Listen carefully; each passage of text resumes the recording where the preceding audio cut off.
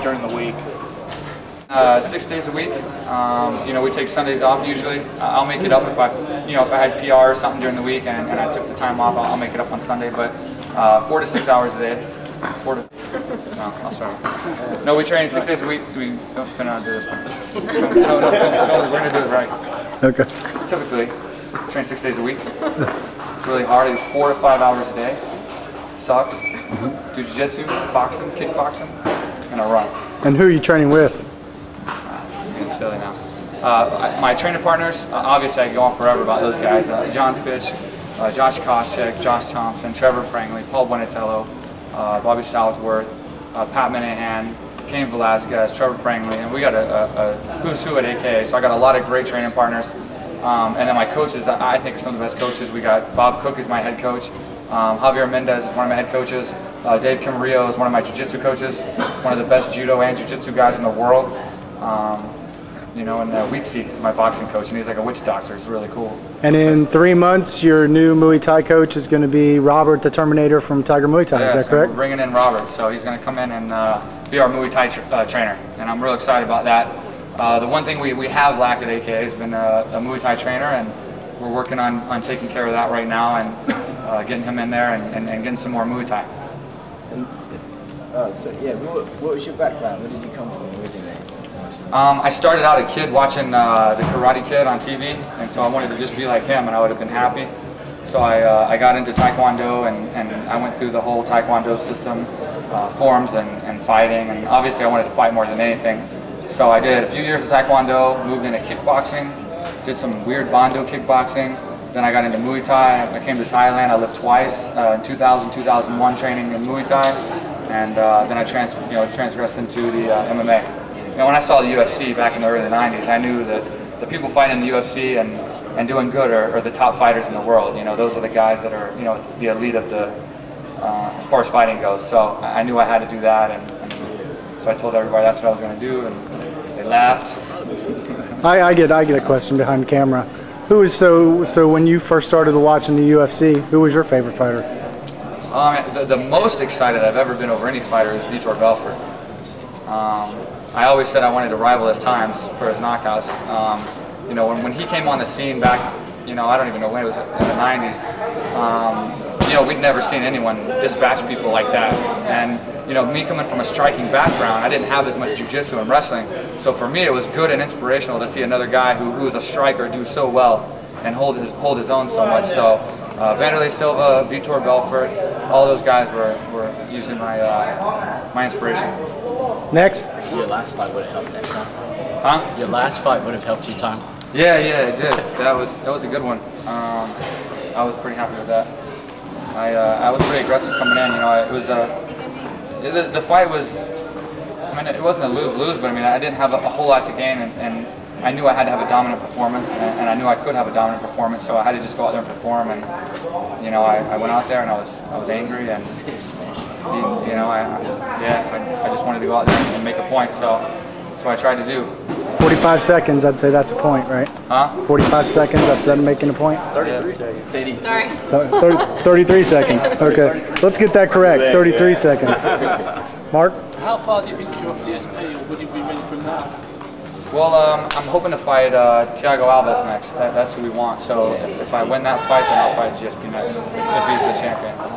So we're trying real hard. We've already tried on both sides to make the fight happen. Right now the fight isn't working out.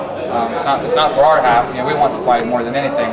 So hopefully in the next month or so it'll come around and we'll get that fight. And I respect Thiago a lot. I think he's a great fighter and he's in a great position. And it would be a great opportunity to try to get a fight like that and take advantage of that.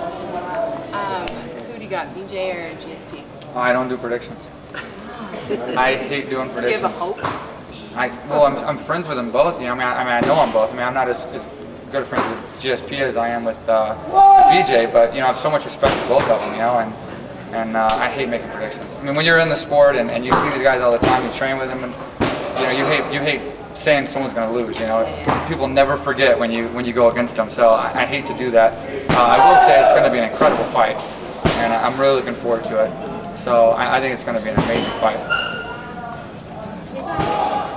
Here.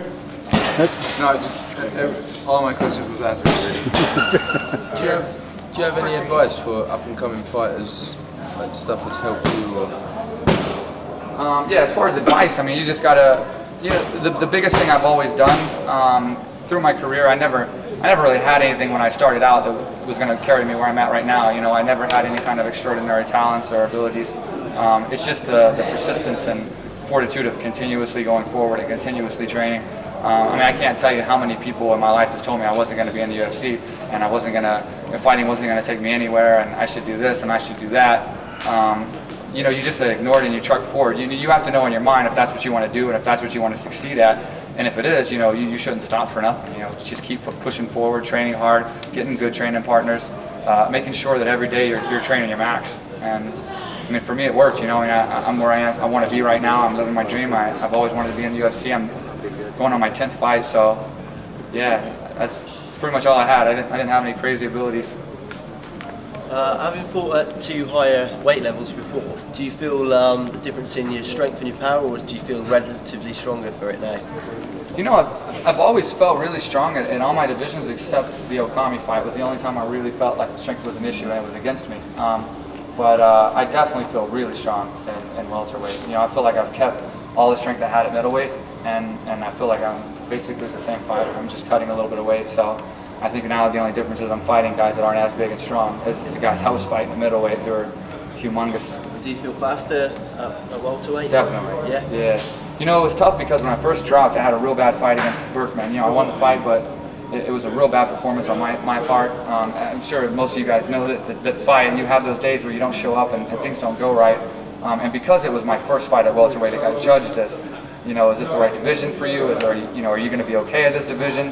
The bottom line is that had nothing to do with me being a welterweight. I feel very strong and very confident, very fast, very explosive at welterweight. So I felt like the Davis fight was a lot better in showing that, and then obviously the Goulet fight. But I definitely am where I need to be. I know that. Mike, you're a little humble. I mean, didn't you also break your hand in the Berkman fight? No. I didn't. No? I didn't break my hand. I have, you know, there's injuries that go into every fight, but I don't want to be complaining about, you know, injuries.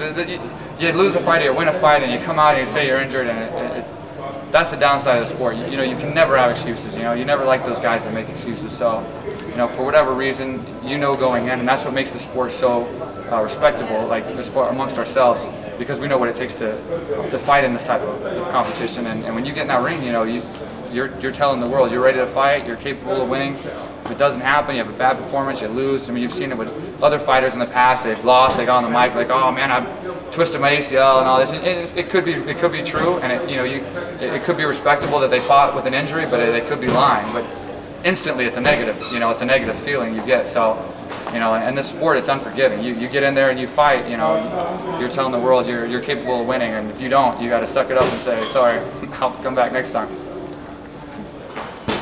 Good. How did you feel the first time you won in the UFC? Oh man, I felt really good.